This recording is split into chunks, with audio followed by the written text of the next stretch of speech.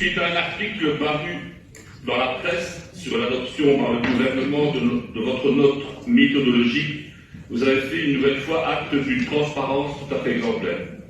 L'ensemble des groupes, et c'était signalé par votre collègue du groupe Défi, majorité comme opposition, a reçu les 22 pages de votre note au gouvernement, destinée à proposer une stratégie coordonnée.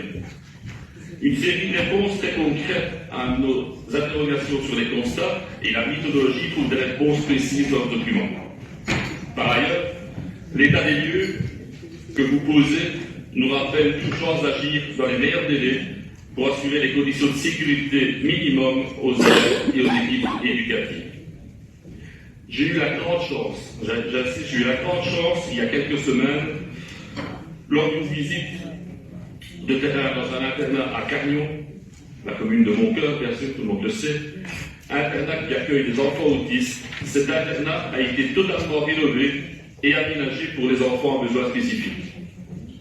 J'évoque cet internat aujourd'hui car au-delà de la fierté d'offrir un accueil de qualité aux enfants, la conception et l'intégration des besoins des élèves a été prise en compte de manière exemplaire par les architectes auteurs de projets.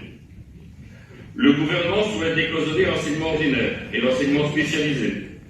En termes d'infrastructure, il s'agit également d'un défi important. Monsieur le ministre, ce sera ma première question, comment cette problématique sera-t-elle intégrée dans les travaux menés par les différents groupes de travail? Par ailleurs, j'y reviens, à l'internat des Cascades à Carnion, les travaux réalisés ont permis de réduire de près d'un tiers les dépenses énergétiques.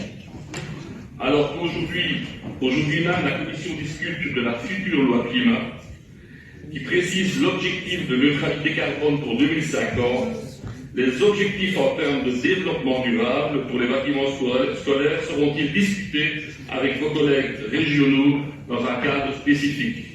Monsieur le ministre, votre volonté d'intensifier les collaborations entre les réseaux au sein d'un même bassin scolaire pour optimaliser l'utilisation des surfaces disponibles s'inscrit également dans une vision moderne et pragmatique.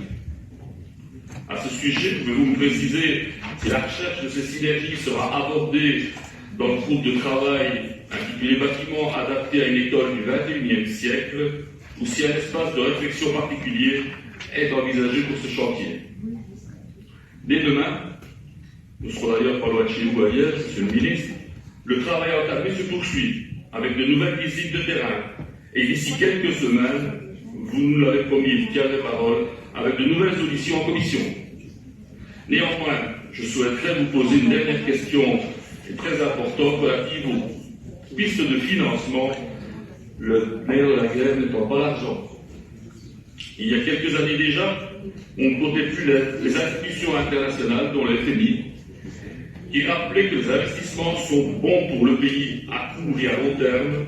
Vous ne devez pas convaincre mon groupe qu'investir dans la formation, dans l'enseignement, dans les infrastructures scolaires, sportives et culturelles sont essentielles pour le bien-être de nos citoyens.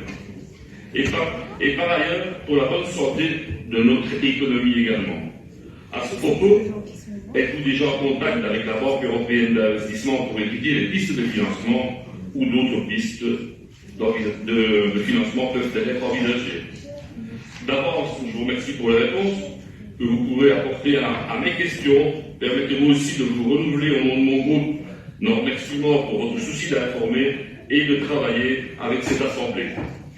Je n'en doute pas, l'ensemble des parlementaires vous soutiendra massivement dans votre détermination à offrir à tous des conditions de travail, d'apprentissage et d'épanouissement dignes d'une école tournée vers l'avenir. Je vous remercie.